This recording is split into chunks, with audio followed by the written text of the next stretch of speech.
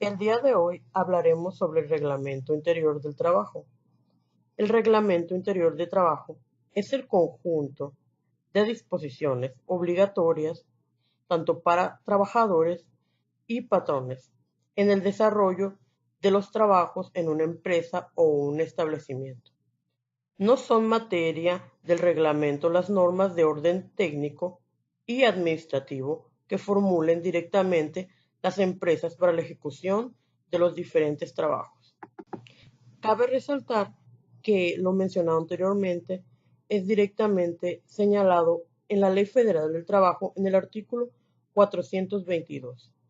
de los establecimientos y las empresas. El objetivo fundamental de este instrumento es el lograr entre las partes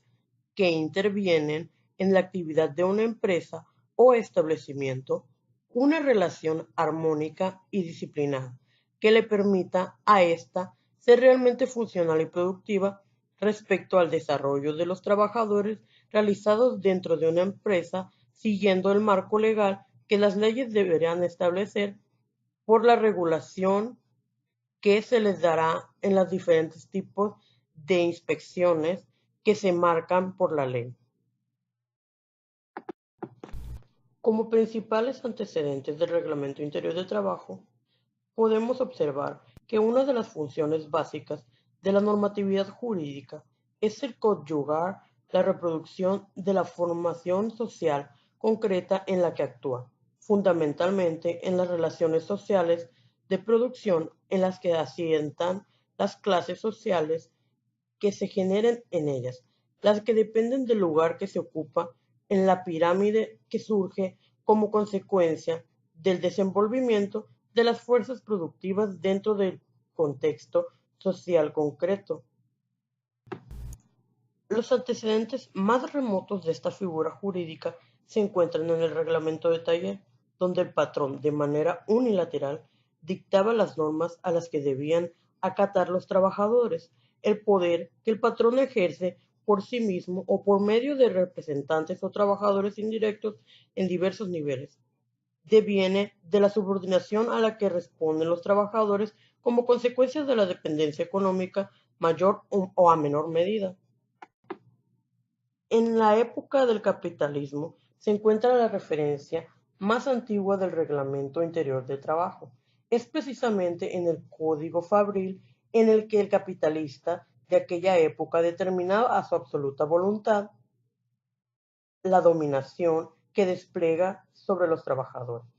La libreta de castigos en manos del capataz reemplaza el látigo del negrero. Todas las penas naturalmente se resuelven en multas de dinero y descuentos al salario,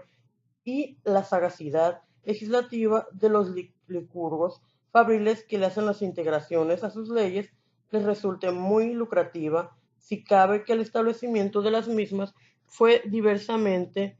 hecho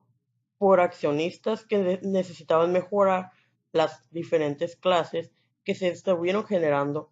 por los mismos maltratos y poca seguridad que se encontraba al realizar todo tipo de trabajos que eran peligrosos.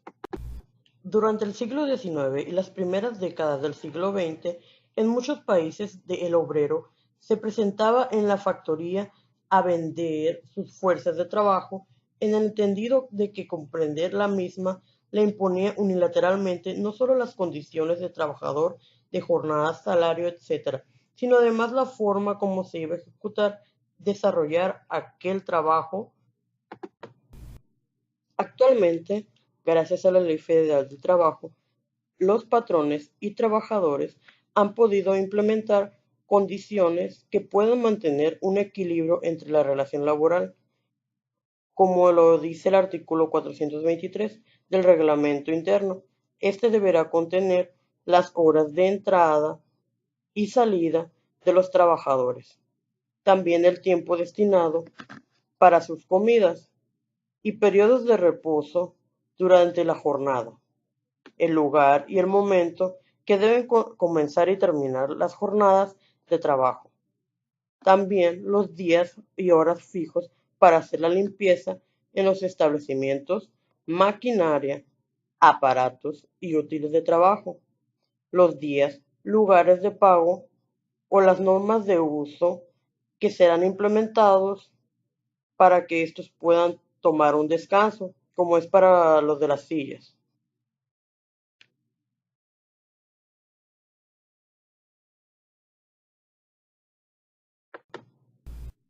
Normas para el uso de los asientos, sillas, a que se refiere el artículo 132 de la fracción 5.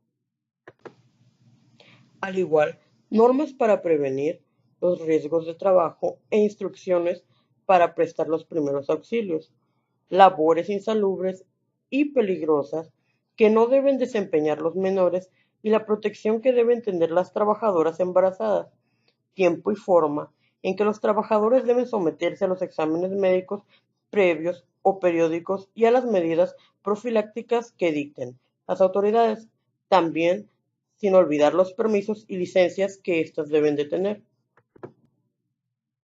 Disposiciones disciplinarias y procedimientos para su aplicación. La suspensión en el trabajo como medida disciplinaria no podrá exceder de 8 días. El trabajador tendrá derecho a ser oído antes de que se aplique la sanción. Las demás normas necesarias y convenientes, de acuerdo con la naturaleza de cada empresa o establecimiento, para conseguir la mayor seguridad y regularidad en el desarrollo del trabajo. De acuerdo al artículo 424 de la Ley Federal del Trabajo, en la formación del reglamento se observarán las normas siguientes. Primeramente, se formulará por una comisión mixta de representantes de los trabajadores y del patrón. Si las partes se ponen de acuerdo, cualquiera de ellas, dentro de los 8 días siguientes a su firma, lo depositará ante la Junta de Conciliación y Arbitraje. No producirán ningún efecto legal las disposiciones contrarias a esta ley, a sus reglamentos y a los contratos colectivos y contratos ley. Los trabajadores o el patrón en cualquier tiempo podrán solicitar a la Junta que se subsanen las omisiones del reglamento o se revisen sus disposiciones contrarias a esta ley y además normas de trabajo. Por lo tanto, según el artículo 425 de la misma ley, el reglamento surtirá efecto a partir de la fecha de su depósito y deberá imprimirse y repartirse entre los trabajadores y se fijarán en los lugares más visibles del establecimiento. Con esto, se podrá asegurar que los trabajadores tendrán un conocimiento total de las nuevas normas o del reglamento interior que se estará implementando en su empresa o establecimiento para que puedan acatarlas y estar en una relación totalmente armoniosa y disciplinada.